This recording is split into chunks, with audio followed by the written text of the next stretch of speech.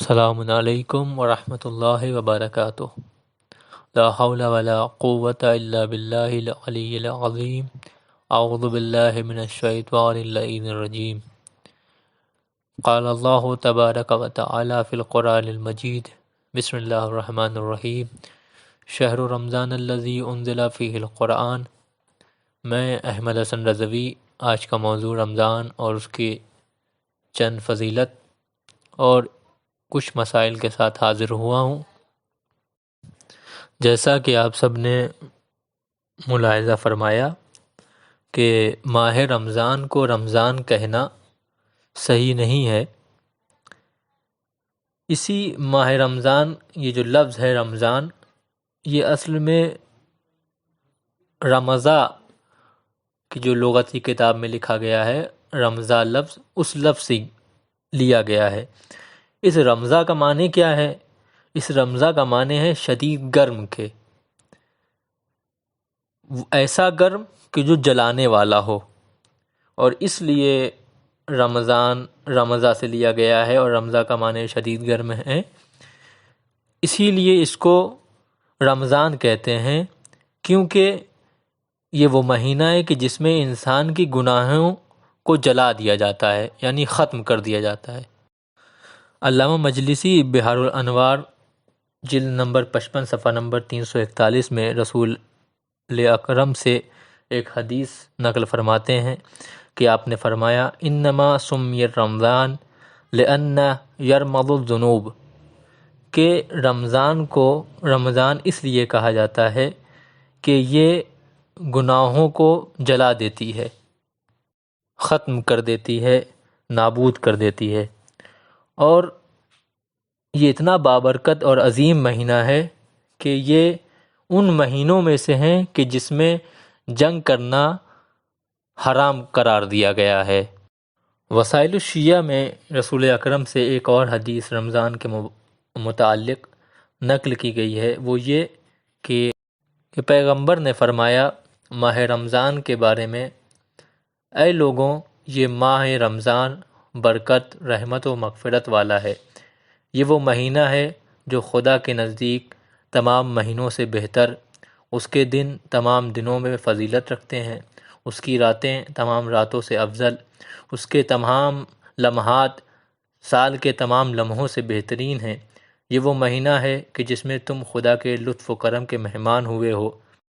یہ وہی مہینہ ہے کہ جس میں تمہارا سانس لینا تسبیح اور تمہارا سونا عبادت میں شمار ہوتا ہے۔ یہ ماہ بہترین اوقات کا حامل ہے کہ جس میں خدا اپنے بندوں پر نظر کرم کرتا ہے۔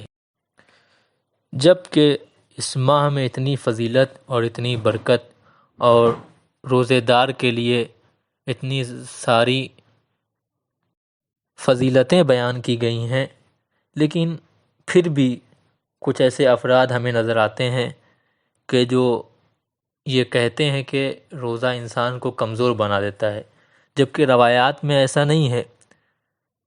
روزہ باعث سلامتی ہے، روزے سے انسان کمزور نہیں، قوی ہوتا ہے۔ رسول اکرم نے فرمایا کہ روزہ رکھو تاکہ تم سالم رہو۔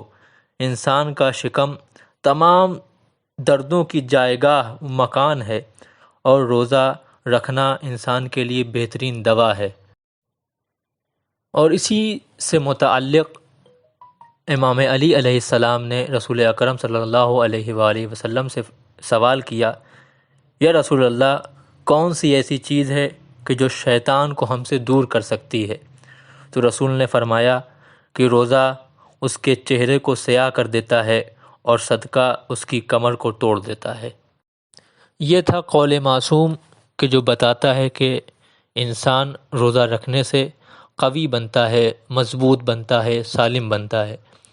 اس کے باوجود آپ دیکھیں تو سائنس بھی یہی کہتی ہے کہ انسان روزہ رکھنے سے، یا وہ کہتے ہیں کہ بھوکا رہنے سے انسان جو ہے سالم ہوتا ہے، بیماریوں سے دور ہوتا ہے۔ تو پھر یہ اسلام نے جو کہا کہ روزہ رکھو اور روزہ تم پر ہم نے واجب قرار دیا ہے، یہ ایسا ہی نہیں کہ ابس ایک حکم آ گیا اور ہم پر واجب قرار دیا گیا، بلکہ اس کی علت ہی یہی ہے کہ انسان ہمیشہ سالم اور کامران رہے۔ اور آج کا حکم شرعی وہ یہ کہ روزے کی حالت میں کون سی چیزیں مکروہ ہو جاتی ہیں۔ پہلی یہ کہ انسان روزے کی حالت میں کوئی ایسا کام نہ کرے کہ جس سے اس کو ضعف اور کمزوری محسوس ہو، مثلا خون کا دینا۔ دوسرا، ایسے پھولوں کو سونگھنا کہ جس کے اندر خوشبو ہو، بلکہ ایسا نہیں کہ انسان عطر نہ لگائے۔ عطر اگر انسان لگاتا ہے تو مشکل نہیں، روزہ مکروہ نہیں ہوتا۔ کوئی ایسا پودا کہ جو خوشبودار ہو اس کو انسان نہ سونگھے۔ تیسرا پوائنٹ یہ کہ انسان روزے کی حالت میں جس لباس کو پہنے ہوئے ہو اس کو گیلا نہ کرے۔ چوتھی بات یہ کہ انسان جس مسواک سے مسواک کر رہا ہے اسے گیلا نہ کرے۔ اور آخری اور پانچواں مسئلہ یہ کہ انسان اپنے دانت کو نہ نکالے، یعنی اپنے دانتوں کو نہ کسی سے نکلوائے، نہ خود سے نکالے، یا ہر وہ کام کہ جس کی وجہ سے انسان کے منہ میں خون آئے۔ تو یہ 5 چیزیں کہ جس کی وجہ سے انسان کا روزہ مکروہ ہوتا ہے۔ فقط والسلام، خدا حافظ۔